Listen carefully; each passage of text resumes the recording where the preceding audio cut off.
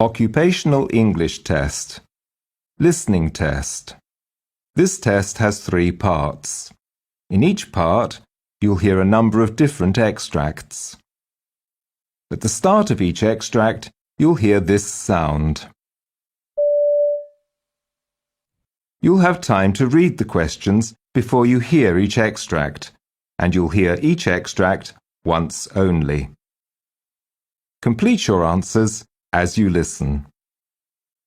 At the end of the test, you'll have 2 minutes to check your answers. Part A. In this part of the test, you'll hear 2 different extracts. In each extract, a health professional is talking to a patient. For questions 1 to 24, complete the notes with information you hear. Now, look at the notes for extract 1.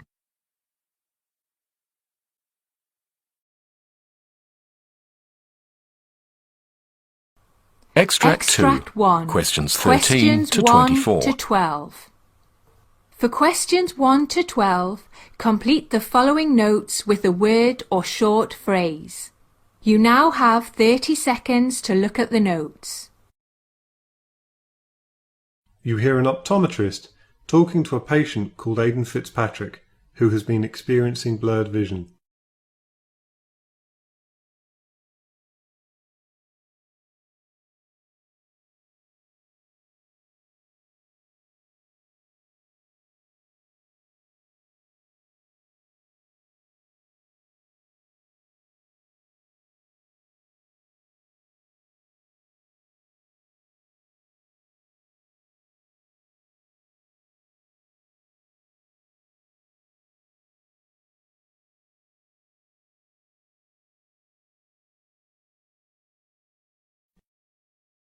Hi, Aidan. I'm Dr. Solkeld. Could you start by telling me about what's been going on with your vision? Sure. Well, I guess it must have started a while ago, but I didn't really notice it properly until about 2 weeks ago. Right. I was working in my garden and I noticed that I was having a hard time reading the instructions on the gardening products that I just bought. I normally stick to the one I've been using for years, but I thought it'd be nice to try something different. Anyways, it kind of felt like everything was fuzzy around the edges and I just couldn't see the letters clearly. Good. After talking to my daughter, she mentioned that I've been using increasingly more light to read at night and even pulling things closer to me to read. Good. I hadn't even noticed. So I went out and got some of those glasses they sell at the pharmacy and they helped, but my doctor said that it'd be better if I came to see an eye doctor. Well, they made things less blurred anyway, I guess. My vision's still not crystal clear or anything when I use the glasses, but I wasn't really expecting that. I still notice that I'm squinting to see things. Right. It's mostly when I'm trying to read something close up, like small writing. I'm better when things are at a distance. I don't know if it's related, but I've also noticed a pretty persistent headache. I guess it's kind of at the sides of my head, I suppose. It comes and goes, but it's definitely worse when I'm having trouble seeing something. When it gets really bad, I just take a fast-acting ibuprofen, and that tends to sort it out. Ever had any vision problems before? When I was little, at some point in elementary school, I think I had glasses, but I'm sure I broke them, and we just never got round to having them replaced. My brother has glasses that he's been wearing for years. I don't really know a whole lot about what's wrong with his eyes. Maybe he's short-sighted. Oh, but that reminds me. My brother thought I should mention that a couple of months or so ago I was pretty ill. I was suffering from sinusitis. And anyway, I left it pretty late to go and see the doctor about it. Kind of thought that it would just sort itself out. Anyway, it lingered for a while, so when I told my doctor, he gave me some antibiotics and it cleared up pretty quickly after that. Well, for the most part, although I still feel like I have a cold. Other than that, I've been in really good health for the last few years. I take my health really seriously. I'm not sure if the doctor told you, but I used to be quite overweight. But I lost it all after a bit of a wake-up call some years back. I had what you guys call a myocardial infraction. It was pretty scary, and I was quite overweight at the time and really stressed out about my job. Since then, I've made a real effort to look after myself properly. I'm glad to hear it. So, in terms of your blurred vision, what do you think might work for you? Well, I don't particularly like the idea of wearing glasses all the time, but Touching my eyes freaks me out, so contact lenses are definitely not an option. I guess the best thing might be to just have glasses that I wear all the time, so I don't keep forgetting to put them on when I'm out somewhere and not at home. I've actually never had an eye test, so I should probably schedule one of those as the next step. I think that sounds reasonable. Let's do some tests to check out your eyes and go from there.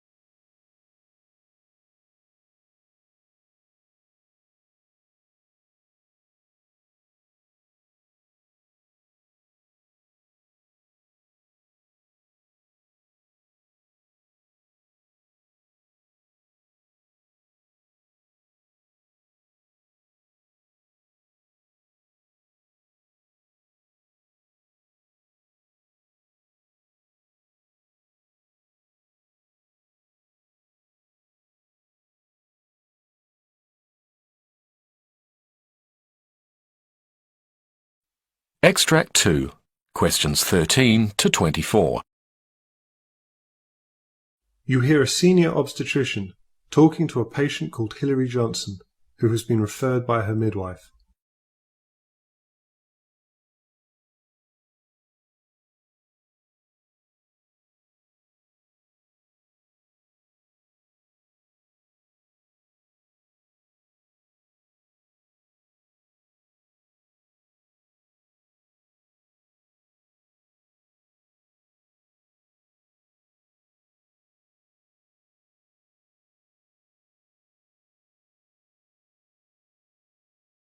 Hilary Johnson? Hi. Do come in and take a seat. I'm Dr. Smith, and I'm a senior obstetrician here. So, Hilary, you've been referred to us by your midwife. Mm-hmm. I have her notes with me here, but could you tell me in your own words why you've been referred? Oh, yeah, no problem. I think I've been referred to you because the midwife said she found some glucose in my urine sample and was worried about diabetes. If I understand correctly, I could have diabetes during my pregnancy, but if I do, it's not likely to continue after giving birth. I've noticed that I'm craving sweets and cakes all the time at the moment, and I've just been letting myself eat whatever. So I've put on a bit of weight, and I don't think it's all just baby weight either. I've never had a problem with diabetes before, and I'm hoping it'll turn out to be something else. My aunt actually has type 2 diabetes, but she's always eaten a lot of sugar, so I think that might be a factor. She just controls hers with diet now and doesn't have to take any medication. Oh, okay. Thanks for letting me know.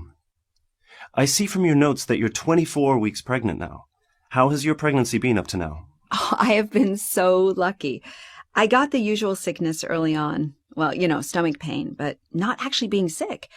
I think that's pretty common. And it's settled after the first trimester. I've been taking some medication because I also had pretty horrible heartburn. Right. And it seems to take care of the problem. And also I've started to get a bit of back pain in the last week or so. I'd say it's like a throbbing feeling, but other than that, I've been pretty fortunate. I suppose I've been gradually getting more and more tired since the start of my pregnancy. I've just put it down to the extra energy my baby needs. But it could also be because I haven't been sleeping very well. Also, sometimes the nausea stops me from making something healthy for dinner, which is annoying because I know I need to eat healthily. I take a prenatal, though, to make sure I'm getting the right nutrition. Well, it seems like you're managing to deal with most of your symptoms well. Yeah, this is my first pregnancy. And to be honest, I didn't have a clue what to expect. But so far, so good. It's only this glucose thing that's got me worried. I imagine it's just a one-off, but I guess it's best to get it seen to. Certainly, and I'm pleased you're here so we can get things sorted. So we'll need to book another appointment to carry out some tests. Okay, so when will I have to have this? Because I'm a bit busy at work at the minute. Well, ideally as soon as possible. Can I ask what you do for a living? I'm a high school teacher, and it's just getting to that time of year when the kids are gearing up for their examinations. So I can't afford to be taking too much time off during the day. I'm actually a little bit stressed at the moment as well. I've had to do a lot more work over the past few weeks. I think it's just that time of year. I've been a teacher for 4 years now, so I'm starting to develop ways of coping with the madness. With that in mind, if our next appointment could be at 5-ish or later, then that would be perfect. No problem. Just make sure to let the receptionist know your preferences. When we find sugar in preliminary tests, we offer an oral glucose tolerance test, which is what we'll do when you come in next. Do you know what that involves? Well, I asked a few of my friends about their pregnancies, and my friend Beth said that she had the same thing and told me about that test. She said that she had to come into the hospital and drink a sugary drink and then have a blood test to tell if she had diabetes. Is that right? Yeah, that's pretty much it. Here's the leaflet that explains the test so that you can have a read about it when you get home. Do you have any other questions for me? No, I don't think so. I'll go away and read this and wait and see what the test says. Well, thank you for your help today. You're welcome. I'll see you once we have the results and we can take it from there.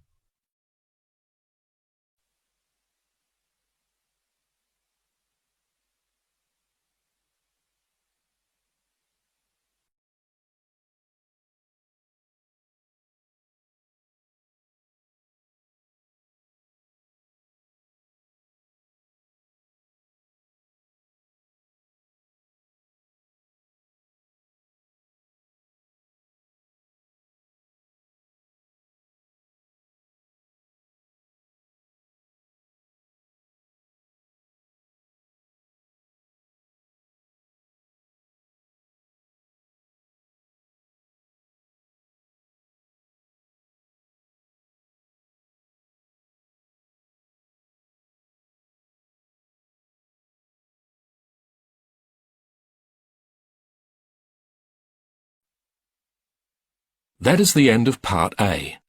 Now look at Part B. Part B. In this part of the test, you'll hear 6 different extracts.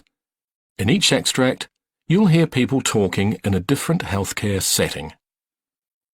For questions 25 to 30, choose the answer A, B, or C, which fits best according to what you hear. You'll have time to read each question before you listen. Complete your answers as you listen. Now look at question 25. You hear an ED nurse talking to the relative of a patient who has been recently admitted.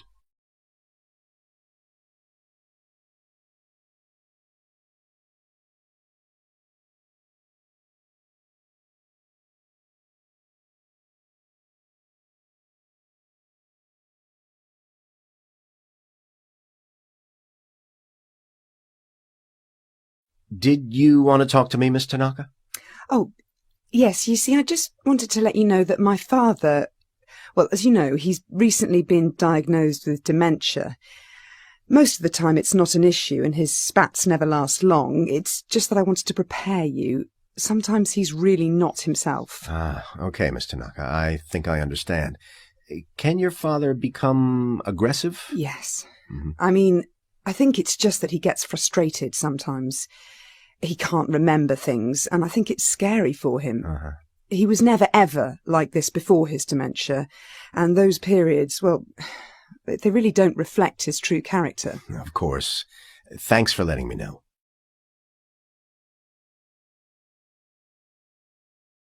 You hear an obstetrician describe a caesarean section to a pregnant patient.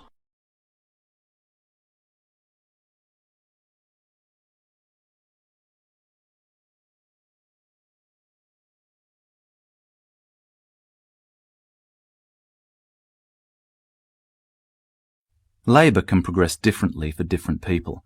In some circumstances, if labour is longer than expected, and if we detect that the baby is distressed, then we may have to consider an emergency caesarean section. It's a procedure that we perform in theatre, and it is carried out under spinal or epidural anaesthetic, so that you don't feel anything, but you will be awake. A screen is placed across your body, so you don't have to see what's being done. We make an incision in your tummy and womb, just under your bikini line to remove your baby, and then stitch up the wound. It takes around 40 minutes, and your birth partner can be there at all times. Does that make sense?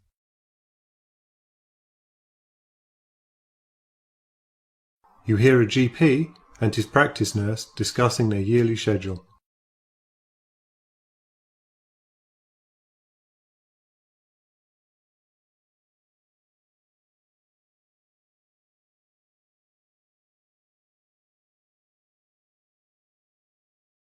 In September, we'll have a lot of new patients, as the first-year university students will all register during freshers. Yes, we were really run off our feet last year, weren't we? Yep, it was a madhouse. Do you think we should hire agency staff to help out for the first couple of weeks this time around? Well, I think part of the problem was that last year Dr. Igwe and Nurse Fletcher were both away. Dr. Igwe went to Costa Rica and Nurse Fletcher had the flu. Oh, right, I remember. Well, we can't do much to prevent staff illness. No, but we can ask people to avoid booking time off in those first 3 weeks. OK, I'll send an email out today.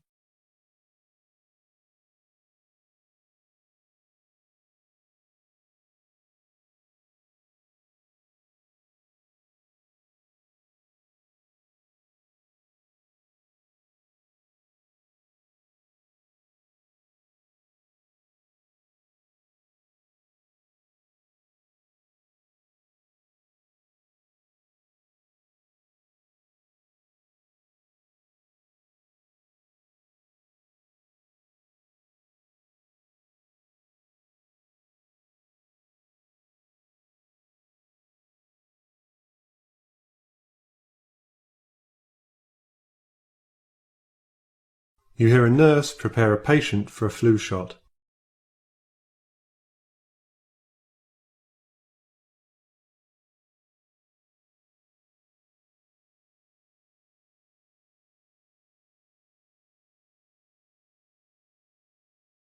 Good morning, Mr. Henderson. Hi. Dr. Ray has recommended that you get a flu immunization shot before you're discharged. I've got the injection ready to give you. Are you allergic to anything? I'm only allergic to latex and penicillin. I don't know if I want the flu shot. Oh. The last time I got the shot, I got sick. I'm sorry that happened to you. What kind of symptoms did you have after that last flu shot? I got a runny nose and a headache, and my arm felt like someone punched me. Sometimes the flu shot can cause reactions like a sore injection site and headache. Other common symptoms include being tired, muscle and joint aches, shivering and fever. All of these symptoms can be seen with the flu, but the shot can't give you the flu.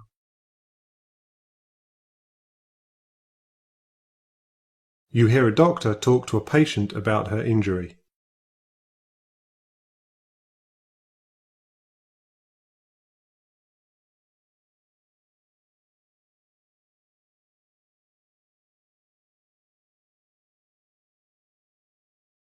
Good morning, Mrs. Bowder. I'll be your doctor taking care of your cut there.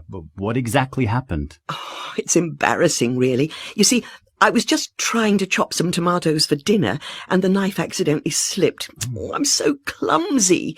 I hope it doesn't hurt too much to stitch back up. Well, we're going to numb the area now with a shot of lidocaine. You'll feel a poke of the needle and a slight burn, but afterwards the area should be numb and you'll feel nothing during the procedure. Oh, good. We should be finished in about 10 minutes. Good. How many stitches will I need? And how long will they have to stay in? I'm really conscious about my hands, so I hope I don't have a scar. I will only know for sure once I finish suturing, but by my estimation, you might require at least 4 to 5 sutures. Oh. They'll have to stay in for 5 to 10 days, and you'll need to come back in to get them removed. Right. I'll do my best to try and line up the edges to create as little scarring as possible. Thank you. But I can't guarantee there will be nothing there.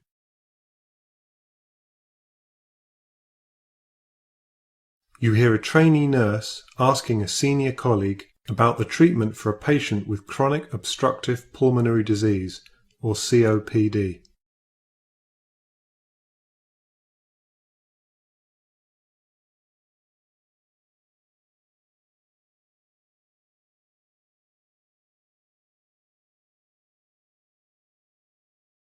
I haven't treated anyone with COPD before. What would we need to do differently? One of the most important things would be to make sure to prescribe oxygen at levels between 88 to 92%. Okay, so why would that be necessary? If he's having trouble breathing, shouldn't we prescribe higher oxygen levels? Most patients receive oxygen at levels between 94 and 98%. Well, in healthy individuals, a rise in carbon dioxide would result in an increased drive to breathe in order to eliminate the excess gas. Right. However, in some patients with COPD, this response is blunted, and their main mechanism for respiratory drive is controlled by the level of oxygen in the body instead. If the level of oxygen given to a COPD patient is increased too much, it can actually reduce the stimulus to breathe and cause hypoventilation, resulting in an increase in CO2.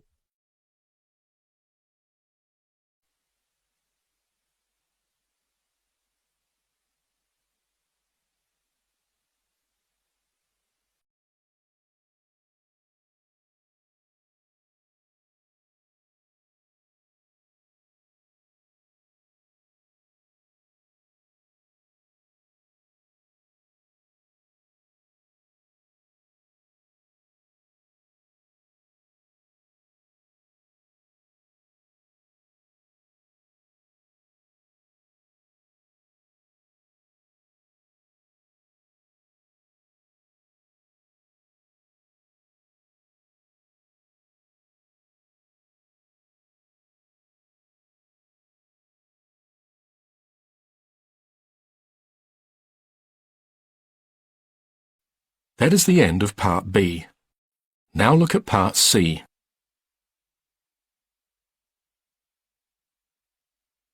Part C. In this part of the test, you'll hear two different extracts. In each extract, you'll hear health professionals talking about aspects of their work. For questions 31 to 42, choose the answer A, B, or C, which fits best according to what you hear. Complete your answers as you listen. Now look at Extract 1. Extract 1, questions 31 to 36. You hear an interview with a physician called Dr. Tadita Hussain, who's talking about treating patients with cystic fibrosis. You now have 90 seconds to read questions 1 to 6.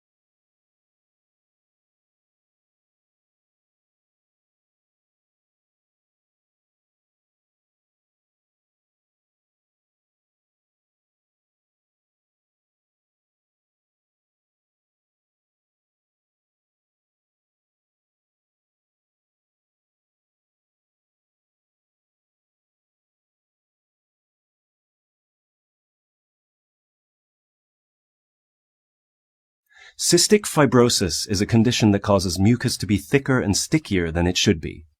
Dr. Tadita Hussain specializes in cystic fibrosis treatment and is here to share her thoughts on caring for people with the condition. Tadita, can you tell us a bit more about patients who suffer from cystic fibrosis? Absolutely. Sufferers tend to carry 2 to 5 times as much salt in their bodies as those without the condition, so you can see why their mucus is thicker than average. Treatment for these patients is usually quite time-consuming and repetitive. Patients are often required to stay in hospital for long stretches. And as the symptoms of the condition begin to present very early on in the patient's life, many of my patients are young people. And so we tend to see lots of patients with cystic fibrosis finding these hospital visits frustrating. Right. In fact, throughout the UK, about 80% of patients with cystic fibrosis who are hospitalised report feeling at least minimal levels of depression. How about young patients who aren't currently hospitalized? What can be challenging about their treatment? Well, patients can be required to take around 30 pills a day to keep cystic fibrosis under control. So it's understandable that teenagers and young people who just want to be free and independent might resent this ordeal if they think they can get away with it. Mm-hmm. One of the most difficult things we have to contend with is the fact that if patients stop taking their medication or doing their daily breathing treatments, their condition won't immediately worsen. Instead, it will gradually become more severe until they contract a serious infection, which puts their lives at risk. So, what approaches do you use when treating patients with cystic fibrosis? Well, we've found distraction therapy to be extremely useful. We're incredibly lucky to have received a donation of a number of virtual reality headsets following their success in a number of treatment trials. We use the virtual reality headsets to transport the patient to outdoor settings, often corresponding to the activities they're required to do with us. When they complete breathing exercises on a stationary bike, for example, the VR headsets display a virtual outdoor bike ride. Our patients find it helpful to pretend to be somewhere else during treatment, and it's often easier for us to administer breathing treatments to patients using these headsets, as they're more relaxed when they're not focused on the actuality of the test. So, what sorts of changes have you seen in your patients as a result of these methods? One of my patients, a 24-year-old man with cystic fibrosis who was in hospital waiting for a lung transplant, well, he found treatment very difficult at first. He was preoccupied by his need for a transplant and frustrated by feelings of powerlessness. He would often resist treatment. We started using the virtual reality systems with him as soon as we got them, and it took a while for him to get on board, but when he did, it was like someone had breathed new life into him. Not only did he stop hindering his treatment, he actually began to look forward to it. He's even started helping us to think about other ways we can improve the experiences of our patients, like improving social interaction. Yes, I understand that there are difficulties involved in patient communication. We're looking into the possibility of instant messaging functions between patients, and even virtual games that they can play against each other. Unfortunately, patients with cystic fibrosis have to be kept apart to avoid cross-infection. It's just one more cross to bear for our patients, that they can't talk to those going through the same thing. Right. Our patients get plenty of interaction with myself and the rest of the staff, but we'd like to make sure they have access to a network of fellow sufferers too, for support and advice. I see. That all sounds quite futuristic. Are there any other advances on the horizon for the treatment of cystic fibrosis? Well, there's a new drug that's been in the news recently. It's a combination of lumacaftor and ivacaftor. You might know it by the brand name Orkambi. The drug works by improving the level of water and salt in the body, thereby reducing the thick mucus that causes illness and respiratory issues in those with cystic fibrosis. Even more exciting and futuristic, though, is the possibility of gene therapy, where the genetic mutation that causes cystic fibrosis in individuals is replaced with a healthy gene. This would effectively cure those with the condition and significantly extend the lives of thousands of people and remove the need for lengthy stays in hospital.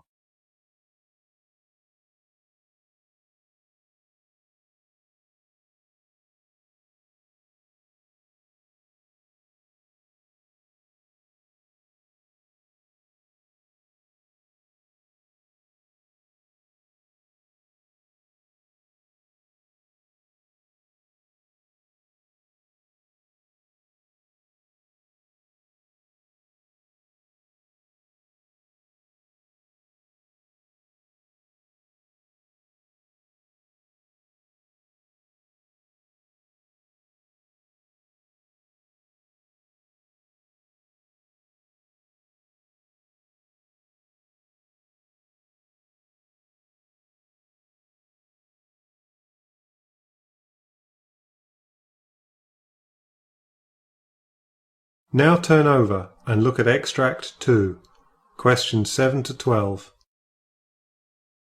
You hear a physician called Dr. Hubert Johnson discuss improving efficiency at a healthcare practice. You now have 90 seconds to read questions 37 to 42.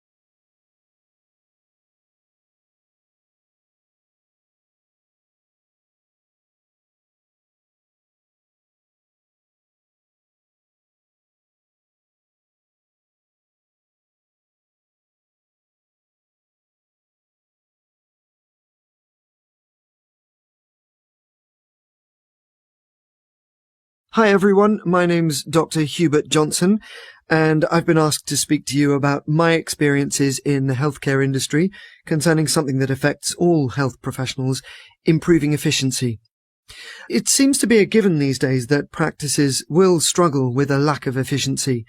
We've actually found that this expectation in and of itself can reduce efficiency and increase delays even further. In a recent survey, when patients were asked why they arrived late to their appointments, 30% said that they had assumed that the previous appointment would run long. Patients expect to be kept waiting, and to some extent, we expect that patients will be kept waiting. And so the first thing we need to address is our attitudes and the attitudes of our patients. So let me start by telling you about the efficiency I observed in a practice I visited a couple of weeks ago. At this practice, patients could not make appointments online, but they could either phone up or make an appointment in person. There were never more than 2 receptionists working in the morning, and the practice generally scheduled 80 appointments each day. Patients who were not attending a follow-up appointment were required to make their appointment on the day of. Can you imagine what that practice was like in the first couple of hours they were open? The receptionists were inundated by calls and walk-ins trying to schedule appointments. As you can imagine, patients who had seen what the practice was like in the morning expected that if they didn't have the first slot of the day, they'd be delayed by at least 10 minutes. So naturally, they arrived to their appointment 10 minutes late. One of the most important things you really must address in your practice in order to improve efficiency is the way you present your practice to patients. If they believe that you are always running late, guess what? They'll be running late too. Now, let's think for a moment about what needs to be done on the patient's end before an appointment can take place. You might be thinking that there are only 2 steps to the process. 1, the patient books an appointment, and 2, the patient arrives at the practice in time for their appointment. Well, we healthcare professionals often forget that there's actually a step that comes before this. Firstly, the patient must decide that their issue is significant enough to warrant an appointment. So, about a decade ago, my practice was really struggling from a lack of efficiency. I was working extremely long hours to try to accommodate everyone, and I was becoming increasingly frustrated with conducting appointments that didn't seem strictly necessary.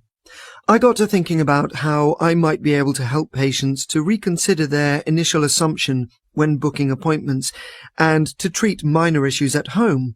At the same time, I did not want my patients to feel unsupported. I decided that I would begin to give weekly presentations in the evenings about self-care.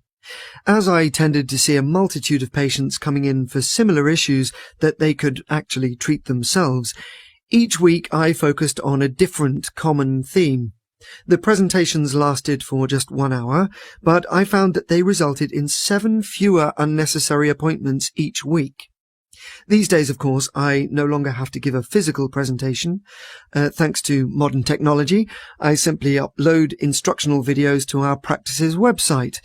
We also email these videos out to patients periodically. We can and should make use of technology as a tool in our practices to help us improve efficiency.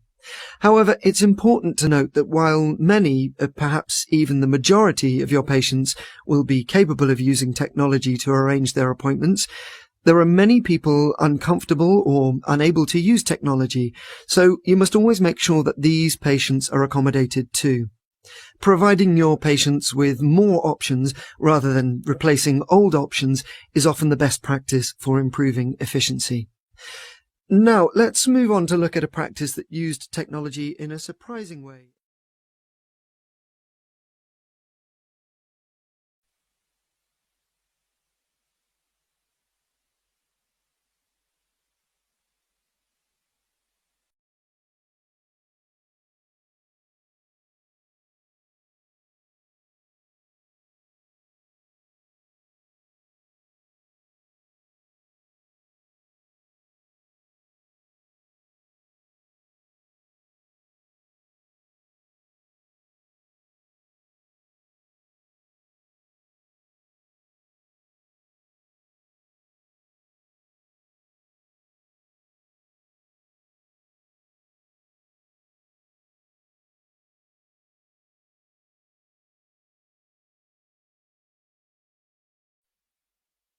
That is the end of Part C.